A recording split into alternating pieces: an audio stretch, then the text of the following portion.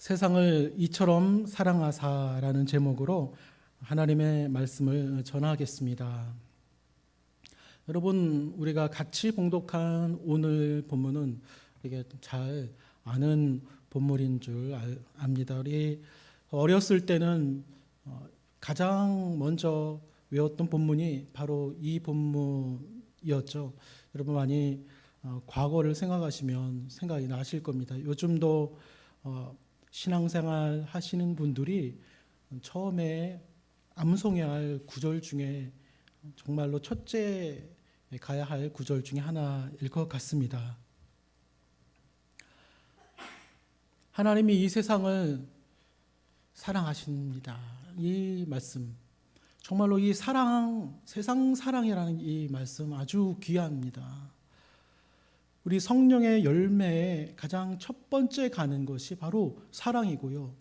예수님의 성품의 첫 번째가 바로 사랑인 것입니다. 여전히 하나님은 세상을 사랑하십니다. 여전히 성경 말씀은 세상을 사랑한다라고 기록되어 있습니다. 변치 않고 이 세상의 마지막까지 그 사랑을 하나님 나타내실 줄로 믿습니다. 세상은 하나님을 사랑하지 않아요. 세상이 발전하고 점점 좋아지면 질수록 어둠을 좋아합니다. 어둠의 영이 판을 치고요. 타락하고 변화하게 됩니다. 그러나 하나님의 사랑은 정말로 진정으로 변하지 않습니다. 본문 아니지만 14절 오늘 1절 말씀 한번 보시면 바리새인이요 또한 유대인의 지도자라는 분이 밤중에 예수님께 찾아와서 질문을 합니다. 아마 인사를 드리고 밤중에 예수님 드릴 말씀이 있습니다라고 물었을 것입니다. 유대인의 지도자인 이분은 당신께서 표적을 행하시는 걸 보니까 하나님이 당신과 함께 계신 게 맞습니다라고 고백을 하는 것입니다. 여기서 함께라고 얘기하죠. 하나님이 인도하시고요. 예수님과 함께 하시고요. 또한 유대인들이 간절히 바라는 하나님의 나라와 연관되어 있지 않나라는 고백을 함께 드리는 것인 것이요. 여기 표적이라는 단어도 나옵니다. 여러분, 이 표적은 두 가지 의미를 얘기할 수가 있는 것이죠. 표적을 행하면 사람의 관심이 있지 않습니까? 또 하나는 표적 너머를 지칭합니다. 그 표적을 통해서 그 너머의 일들을 바라보게 하는 그런 기능이 있습니다. 그래서 구역도요, 치유를 행하면 하나님의 나라의 모형, 하나님의 나라를 맛보는 그러한 기능이 있었던 것입니다. 따라서 예수님은 그 표적을 행함으로 약속된 미래의 나라를 사람들이 볼 수 있던 것이죠. 특별히 유대인 지도자였던 이 사람은 그게 매치되는 게 보였기 때문에 많은 고민 가운데 밤중에라도 예수님께 찾아가서 묻습니다. 예수님은 그를 보니 진실되고 또한 진정성이 있다라는 것을 보셨을 것입니다. 학자들은 이 사람이 진정한 유대인이다라고 이렇게 얘기를 합니다. 그래서 예수님이 말씀합니다. 성령으로 다시 태어나지 않으면 하나님의 나라를 볼 수 없고 들어갈 수 없다. 유대인 지도자의 눈높이로 얘기하는 것이죠. 육신으로 안 됩니다. 그러나 여러분, 제가 여러분에게 말씀드리는 것은 이 자리에 있는 도우리교회 성도님들은 다 성령으로 다시 태어난 사람이기에 이 유대인 지도자의 진정성을 한 번 더 말씀드리고 싶은 것입니다. 진정성. 우리가 이렇게 진정으로 하나님께 나오고 예수님께 나아가면 예수님이 가르쳐 주시죠. 이분에게는 성령을 가르쳐 주십니다. 요한복음 3장에는 성령에 대해서 가르쳐 주시는 게 나오는데 이분에게도 가르쳐 주고 계시는 것입니다. 여러분, 이 유대인 지도자는 우리가 다 아는 니고데모죠. 니고데모는 하나님이 함께 하심을 소망하며 끈기 있게 하나님의 나를 찾는 그런 사람 중에 하나였을 것입니다. 그래서 이런 점에서 본다면 믿음은요, 끈기예요. 끈기. 이게 바로 진정성인 것입니다. 니고데모가 비록 랍비라고 부릅니다만 그러나 주님은 그에게 진정성을 보셨던 것입니다. 성령으로 만약에 니고데모가 다시 태어나면 하나님이 세상을 사랑하시는 것을 알게 되고 보게 될 것이고요. 그 다음에 세상에서 펼치시는 하나님의 놀라운 사랑의 능력을 니고데모도 알게 될 것입니다. 그렇습니다. 하나님의 사랑의 능력은 어떤 벽도 허물고요, 어떤 틀들도 다 허물어 버립니다. 여러분과 저와의 사이에 어떤 벽과 어떤 틀이 있습니까? 여러분과 옆에 있는 분들과의 사이에 어떤 벽과 어떤 틀이 있습니까? 성경을 보면요, 기적이 일어날 때는요, 새로운 장이 만들어질 때 기적이 일어납니다. 하나님이 다양한 이유들이 있지만 새로운 장이 펼쳐질 때 기적이 일어나 사람들이 관심을 끌게 하고 전도를 통해 확장시키는 그런 일들이 있는 것입니다. 그럼에도 불구하고 자신의 믿음의 정도에 따라 사람들은 그걸 보게 되고 사랑의 정도에 따라 그 기적을 보게 되고 받아들이게 되는 것이죠. 우리 도우리교회 성도 여러분은 큰 믿음, 큰 사랑으로 하나님의 기적을 바라볼 수 있기를 바랍니다. 모든 한계를 넘는 하나님의 사랑의 능력을 여러분 우리는 보아왔습니다.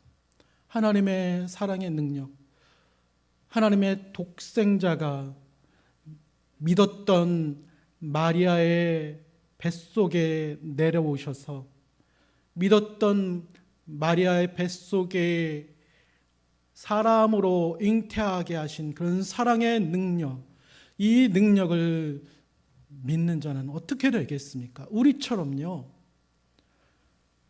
하나님이 보내주신 하나님의 영이 성령을 담을 만한 그릇이 되는 우리의 영으로 태어나게 하시고 살게 하시고 너무나도 큰 복을 누리게 하시는 능력이 나타나는 것입니다. 아멘. 우리는 진정성 있게 하나님께 나아가면 되는 것입니다. 그러나 우리 주님과의 관계가 너무 부족하고요, 또 위축이 되고요, 또 끈기가 너무 부족하고요, 그렇게 생각될 때가 많습니다. 하지만 괜찮습니다. 믿음은 끈기가 부족하다고 생각하지만 포기하지 않고 또 끈기 있게 하나님께 나아가는 것인 줄로 믿습니다. 하나님이 이것을 진정성으로 보시고 우리 주님도 그렇게 보시는 것입니다. 이런 사람에게 하나님께서는, 우리 주님께서는 성령으로 말미암아 가르치는 줄로 믿습니다. 모든 사람들이 하나님께 나오는 그 길들을 하나님이 닫고 계시다, 알려주고 계시다라는 걸 가르치시고요. 그것은 바로 세상을 사랑하는 하나님의 그 사랑 때문에 그렇다라는 것을 알려주시고요. 또한 모든 사람을 보시고 우리 하나님께서 너무나 불쌍하게 여기고 계시다라는 것도 가르쳐 주십니다. 여러분, 그렇습니다. 얼마나 불쌍합니까? 아담의 후손이 마귀에게 넘겨져서 고통받고 있는 이 현실들을 하나님이 보시며 얼마나 불쌍하게 생각하시겠습니까? 마귀가 죄와 사망의 올무에서 가둬서 고통받고 있는 사람들을 보면서 얼마나 불쌍하게 생각하시겠습니까?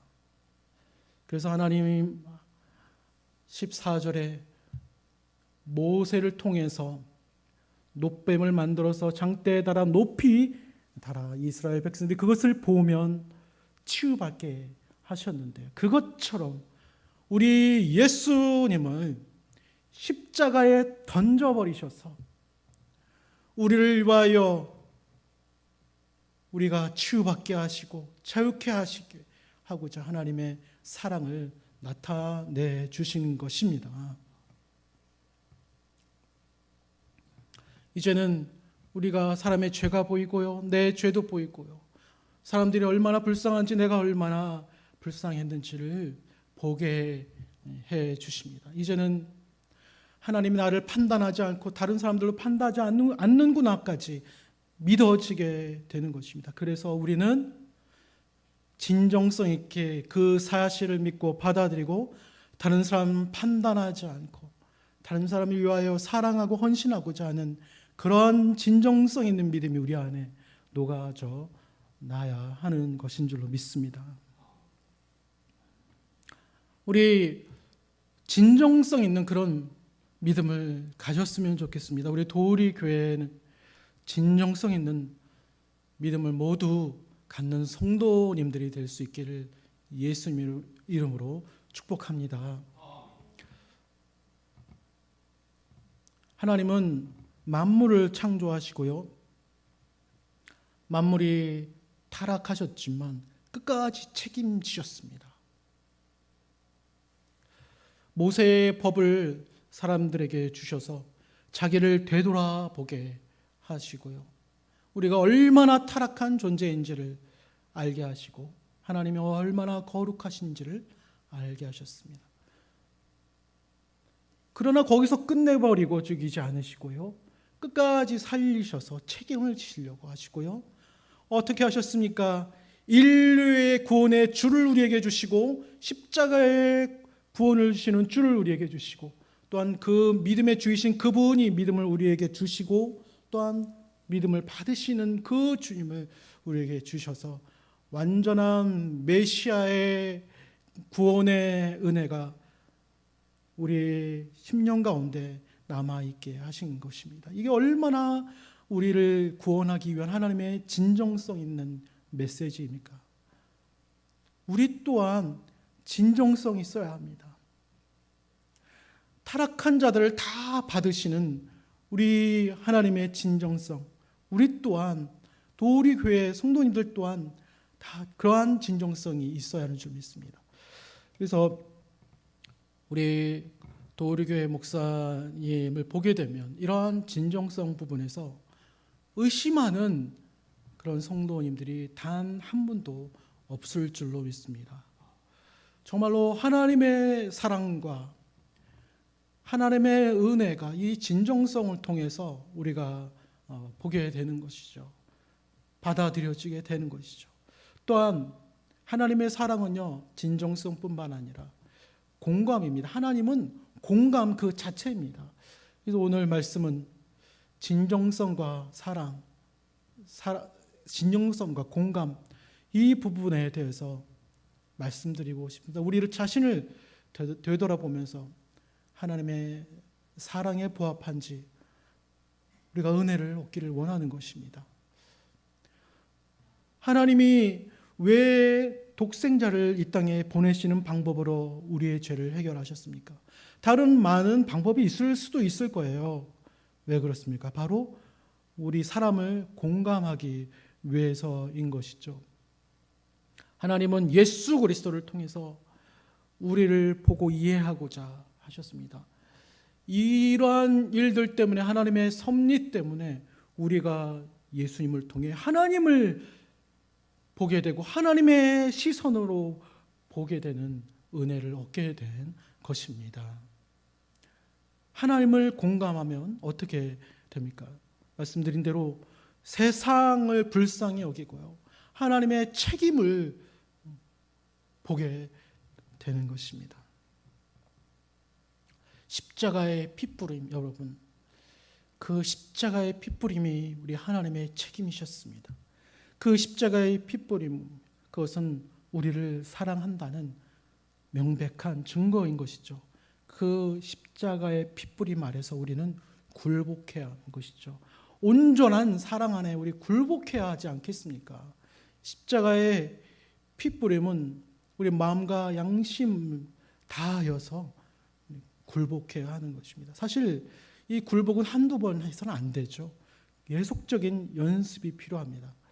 십자가의 핏부림을 받아 깨끗이 씻음을 받은 사람들은 그리스도의 흰 옷을 입는데 자주 더러워집니다.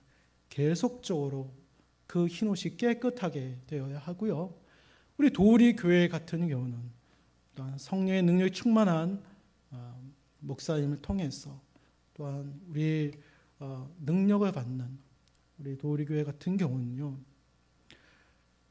여러분의 흰 옷이 밝게 빛나야 하지 않겠습니까? 흰 옷 그 자체가 아니라 빛이 발해져야 하는 것이, 왜냐하면 예수님을 만나고 예수님의 피를 만나고 하기 때문인 것이죠. 하나님의 아들, 딸들, 우리 도리교회 성도인 여러분들은 영적인 은사도 개발이 되고요, 가장 중요한 건 놓치면 안 됩니다. 우리의 마음, 양심, 이 부분도 깨끗하게 하는 연습이 꼭 필요한 것입니다. 그래야 하나님의 희생의 사람으로 세상을 바라볼 수가 있는 줄로 믿습니다.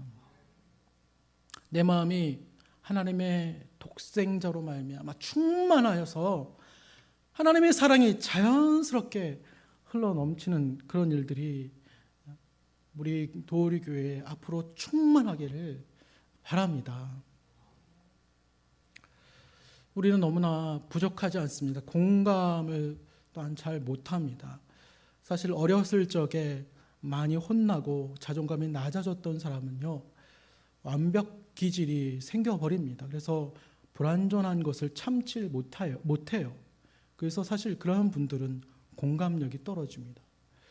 여러분, 우리는 남자보다 여자가 더 공감이 더 많다고 하지만 사실은 우리의 살면서 많은 힘든 어려운 것들 때문에 우리의 공감력은 사실 많이 처져 있습니다. 또한 완벽하게 모든 것을 잘하는 사람은 잘할 것 같죠. 그런 사람은 또 오히려 또 공감력이 떨어집니다.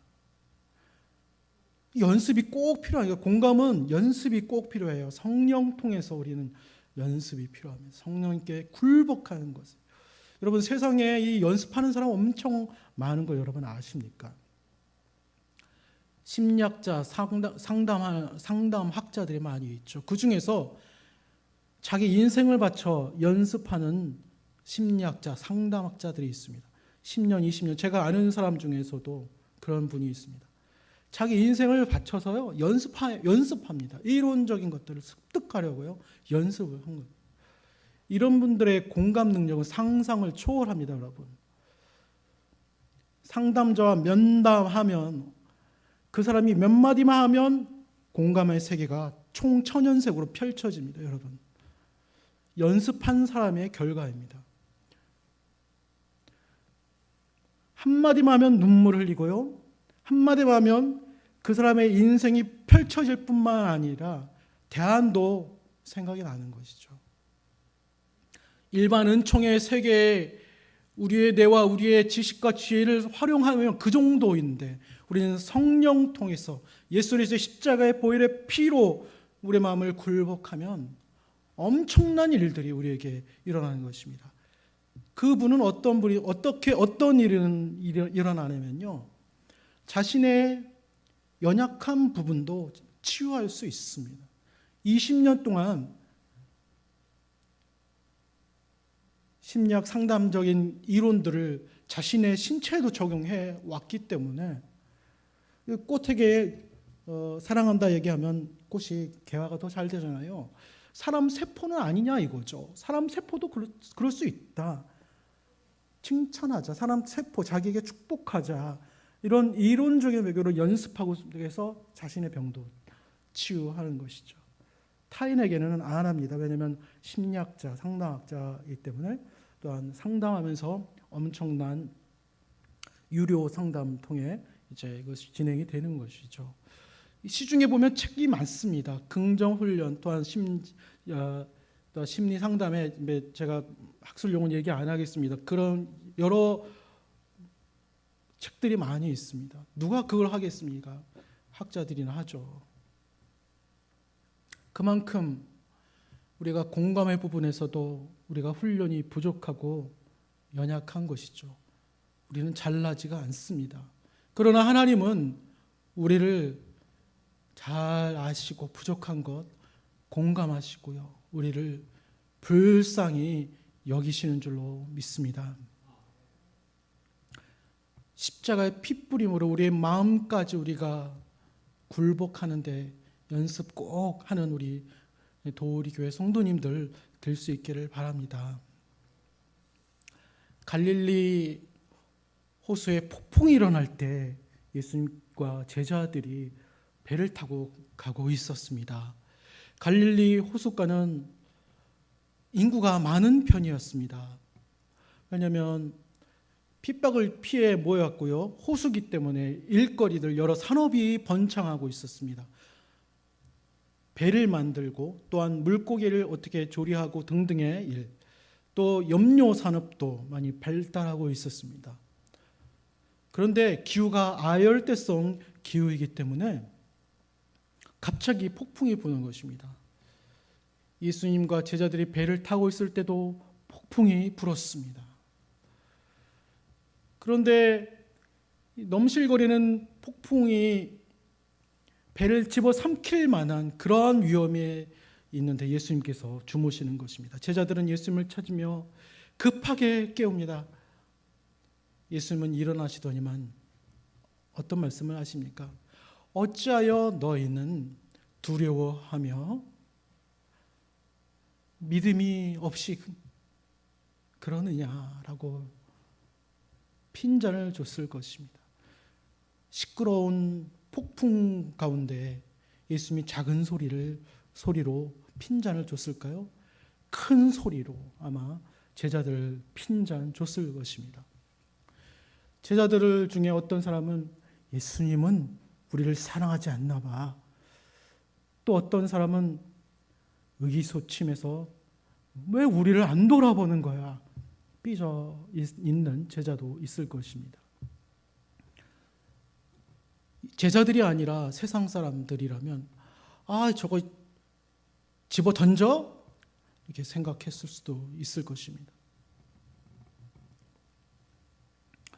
세상은요, 돕는 사람 그리고 도울 수 있는 사람의 책임을 상당히 돌리고 왜 가만히 있냐라고 생각합니다. 여러분 생각해 보십시오. 좀 도와주고 좀 선의로 베풀고 하면 다음에 왜 안 하느냐 그런 말이 나오시잖아요. 빨리 던져버릴까? 왜 그래? 그런 오히려 나무라는 그런 모습들을 많이 경험했을 것입니다. 여러분 이러한 상황 가운데서 여러분은 누구에게 더 공감이 되십니까? 집어 던져 이런 사람입니까? 의기소침해서 삐지는 사람입니까? 아니면 제자들 중에 다양한 생각하는 사람 중에 하나 공감하십니까? 아니면 폭풍 중에 누워서 주무시고 계신 예수님 공감하고 계십니까?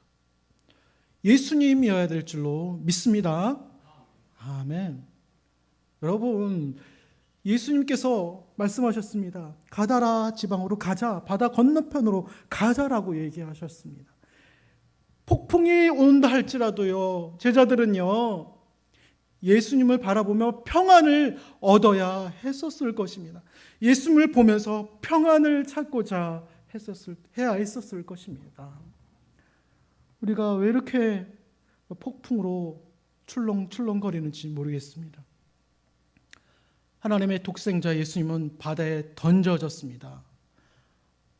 마태는요, 예수님은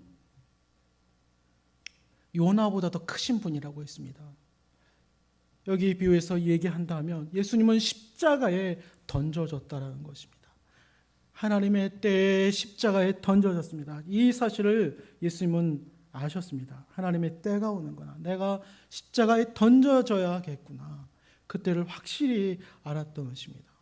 우리도 자신이 십자가에 던져져야 할 그때가 있습니다.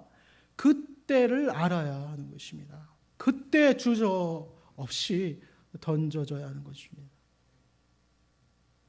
기적은 하나님의 약속을 잊지 않으셨다라는 그런 증표입니다. 여러분, 우리가 던져졌을 때 기적이 일어나는 줄 믿습니다. 폭풍이 잠잠해지는 줄로 믿습니다. 불가능한 그런 기적들이 일어나는 것입니다. 십자가에 던져질 때 여러분, 나의 무엇을 던져야겠습니까? 나의 연약한 건 바로 믿음이 연약한 자를 받지 못한 나입니다. 스트레스 많이 받는 부분들이죠. 내가 발작벌튼이 있는 그 부분을 십자가에 던져줘야 합니다. 두 번째는 불신입니다. 불신을 던져야 하는 것입니다. 먼저 우리는 어쩌면 믿음이 강한 사람이다라는 얘기를 들을 수도 있습니다. 그런데 우리가 던져줘야 할 것은 믿음이 약한 사람들의 민감함을 우리가 잘 받아내야 하는 것입니다. 이것이 우리가 해야 할 일인 줄로 믿습니다. 사단은 믿음이 약한 자들이 지나칠 정도로 민감해지게 부추길 수도 있습니다. 여러분, 그 부분을 잘 받아야 하는 것입니다. 이들이 하나님께 마음 열고 또한 우리 하나님의 자녀들에게 마음을 열 수 있도록 잘 받아야 하고요. 또 겸손히 예수 그리스도를 따르도록 해야 하고요. 또한 그들이 치유를 받아서 증언된 삶, 정말로 하나님이 나를 치유하셨다. 나 하나님의 일을 위해서 나 일하겠다라는 그런 증언을 할 수 있게끔 해줘야 하는 것이 우리의 일인 것입니다. 믿음이 강한 사람은 아주 자유하지 않습니까? 기쁨과 감사함이 있습니다. 바로 예수님의 지적을 받아도 우리는 또 기도하면서 또 회복받을 수 있는 그러한 회복력이 있어요. 그죠? 육적인 것도 어쩌면, 영적인 것도 어쩌면 구애받지 않고 억압받지 않아요. 이렇게 매이지가 않아요. 그러나 믿음이 약한 자들은 매입니다. 그래서 우리가 그들의 시각에서 바라봐야 하는 게 정말로 중요한 것입니다. 판단하지 않고 예수님처럼 십자가에 던져져야 하는 것이 우리가 해야 할 일인 것입니다. 믿음이 강한 사람일수록 자신을 더 온전히 굴복시켜야 하는 것입니다. 그런 일이 남아 있습니다. 여러분뿐만 아니라 세상이 그렇습니다. 세상에 연약함이 너무나 많죠. 여러분은 궁금하진 않지만 저희 신학교 나오신 분들은 궁금한 것들 여러분은 아마 궁금하지 않을 겁니다. 왜냐하면 이게 장로교 나오신 분들은 눈이 칼빈의 눈으로 봅니다. 칼빈 종교개혁자 눈으로 이게 봐요. 근데 칼빈은 법학자, 신학자, 목회자가 아니에요. 법학자, 신학자이기 때문에 법학자가 신학자 뭡니까? 판단하는 거죠. 판단하는 일이에요. 그러니까 장로교 분들은 판단하는 것들에 좀 익숙하고 그런 것들이 있어요. 그 눈으로 성경을 봤던, 칼빈의 눈으로 봤던 걸 연구하고 거기에 맞춰서 성경을 봤기 때문입니다. 그런데 칼빈은 법학자, 신학자지만 개혁자였기 때문에 이게 세상과 달리 기독교에서 개혁적인 부분은 장로교예요. 왜냐하면 이분들은 이론적으로 판단도 잘하지만 개혁도 또 잘해요. 두 가지의 부분이 있습니다. 웨슬리는 어떻게 했습니까? 웨슬리의 우리 목사님 감신 나오셨는데 웨슬리의 눈으로 성경을 보는 것이죠. 또 오순절은 어떻습니까?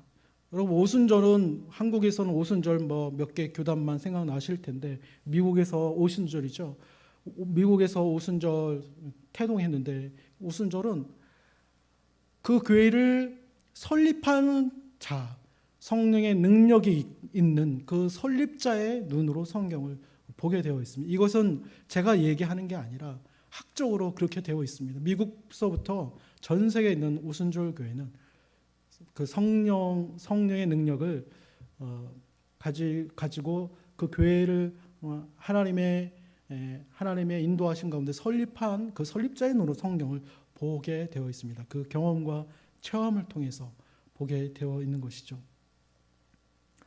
이 가운데 여러분 낮아지고 믿음의 연약한 자를 받지 못하면 힘들어지는 것입니다. 다 각양각색의 생각들과 판단이 있는데 힘든 것이죠. 가장 기본은 자신을 십자가에 던져서 어떤 종교적 배경이든 간에 기독교적 배경이든 간에 그것을 받을 만한 하나님의 자녀로서 함께 더불어 살아갈 수 있는 그러한 일들이 있어져야 한다는 것입니다. 제가 웨슬리의 아주 유명한 글을 하나 읽어드리겠습니다. 아주 작은 먼지가 시계를 고장나게 하고 모래의 한 알이 우리의 눈을 보이지 않게 하듯이 우리의 마음 가운데 있는 아주 작은 죄악의 알갱이가 하나님께로 나아가는 것을 막을 것이다 라는 그런 유명한 말을 했습니다. 이 믿음이 강한 자는 이 먼지 부분도 잘 해결할 수 있어요. 하나님 앞에 정말로 또 나가면 되잖아요. 또 은혜를 또 회복할 수가 있습니다. 그런데 민감한 믿음이 연약한 자는 힘들죠. 그래서 우리가 해야 할 일들 온전히 굴복하는 연습을 해야 할 줄로 믿습니다. 여러분 예수님을 생각할 때 예수님을 생각하면서 진정성과 공감 이걸 한번 생각을 꼭 하시며 기도해 보시고 말씀을 들으시고 말씀을 읽어 보셨으면 좋겠습니다. 짧게 예수님께서 6월절에 성전에 가실 때 그 상황을 말씀드리겠습니다. 한번 공감하시고 예수님의 진정성을 한번 여러분 느껴보시길 바랍니다. 예수님은 성전에서 상인들의 상을 뒤집어 엎어버렸습니다. 2번이나 성경에 그렇게 나오죠. 사실 이 행동은 사형에 해당하는 그런 행동입니다. 그런데 성전 밖에 제물을 파는 그 상점들이 한두 개가 있는 것이 아니에요. 성전 밖뿐만 아니라 성전 안에도 그런 게 있어요. 사실 그러면 안 됩니다. 성전 밖에 양의 문의 근처에 양시장이 있었는데 그 양시장에서 제사용 동물을 사가지고 양의 문을 통과해서 베데스다 못에서 양들을 씻기고 성전으로 들어가야 하는 것인데요. 왜 이런 일들이 일어납니까? 성전이 시끌벅적합니다. 예수님은 3장에 나는 양의 문이라 라고 말씀하셨습니다. 10장에는 나로 말미암아 들어가면 구원을 받고 라고 말씀하셨습니다. 양의 문으로 들어가야 하나님의 임재가 들어가는 것이죠. 그런데 지금 어떤 일이 일어나고 있습니까? 이 헤롯 성전에는 여기저기서 시끌벅적한 일들이 일어나고 있는 것입니다. 성전에는 벽이 두 군데가 있는데 바깥 벽을 예수님과 제자들이 들어갑니다. 거기도 시끌벅적합니다. 근데 오른쪽에 대제사장 안나스의 가문이 상점을 크게 차려서 공식적으로 제사용 동물들을 팝니다. 여기 있는 것을 사용해야, 여기 있는 동물들을 사야 하나님의 죄를 용서해 주신다. 그러나 비쌉니다. 그래서 사람들은 좀 싼 데 없나 찾아다니며 양을 삽니다. 예수님이 성전 안쪽 벽을 들어갑니다. 거기선 이방인의 뜰입니다. 거기서도 시끌벅적합니다. 그곳에서 양의 값이 얼마인지 아십니까? 19배나 더 비싸게 그들이 팔고 있었습니다. 거기서는 이방인들이 기도하고 그 성전을 바라보며 하나님을 묵상해야 하는 장소였습니다. 그래서 하나님의 임재가 이방인들에게 임하는, 용서가 임하는 그런 장소였습니다. 그런데 시끌벅적한 그런 희장통이 되어버리는 것입니다.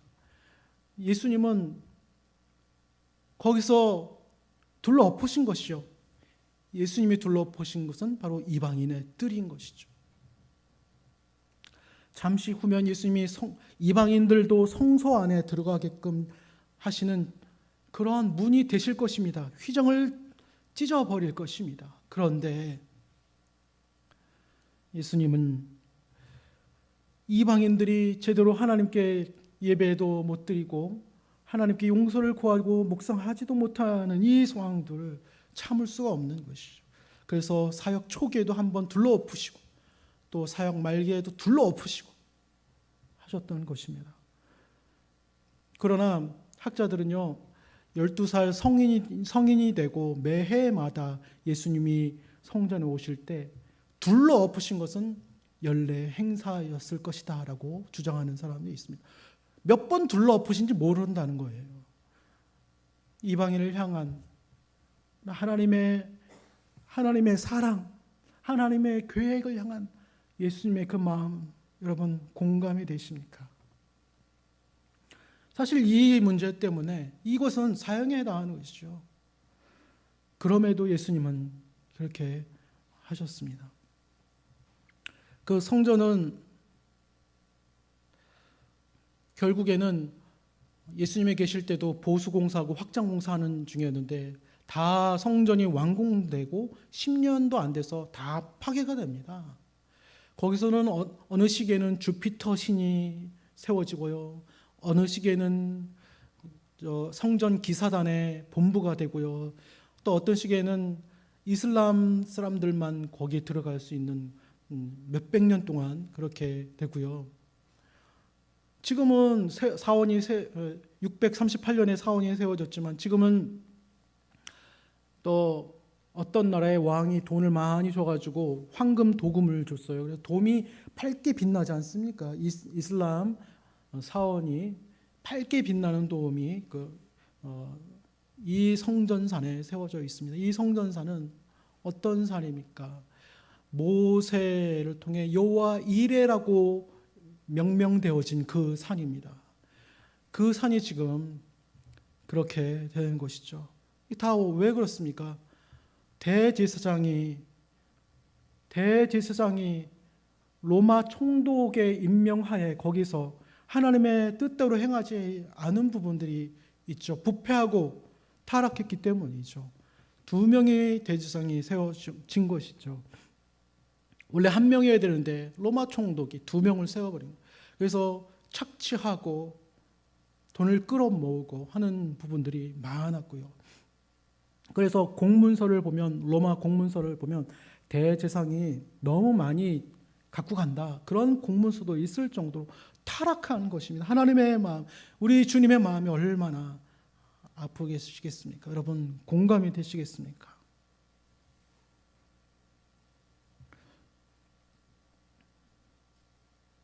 하나님을 향한 예수님의 열심 그리고 그 사랑 우리가 깊이 공감할 수 있기를 바랍니다. 여러분, 두 주인을 함께 섬길 수가 없습니다. 여러분, 우리는 1,000억이 들어오고 3,000억이 들어온다 하여도 예수님, 우리 도우리교회 예수님만으로, 예수님으로 충만한 것 그 하나로 우리가 만족하고 기뻐하고 공감해야 할 줄로 믿습니다. 여러분의 마음이 딴 데 가면 안 돼요. 예수 그리스도께 떨어지면 안 되는 것입니다. 우리 먼지가 끼지 않게 목숨 걸고 돌아봐야 하는 것입니다. 마음을 굴복하는 연습을 지금부터 해야 할 줄로 믿습니다. 여러분, 세상과 돈을 사랑하며 하나님과 사람이 공감이 안 됩니다. 여러분, 정말로 우리는 한 마음을 품는 그런 청결한 마음을 가지셔서 은혜가 넘치도록 십자가에 자신을 내어 던지는 그런 하나님의 아들, 딸들이 도우리교회 성도님들이 되어야 할 줄로 믿습니다. 우리 예수님을 공감해 드리자고요. 예수님을 사랑하자고요. 세상을 사랑하신 우리 하나님을 충분히 공감하셨던 것처럼 우리 하나님 예수님 성령님의 뜻 가운데에서 우리가 마음을 굴복하며 십자가에 내어 던지며 승리하는 우리 도우리교회 성도 여러분 되시기를 예수님의 이름으로 축원합니다. 기도하시겠습니다.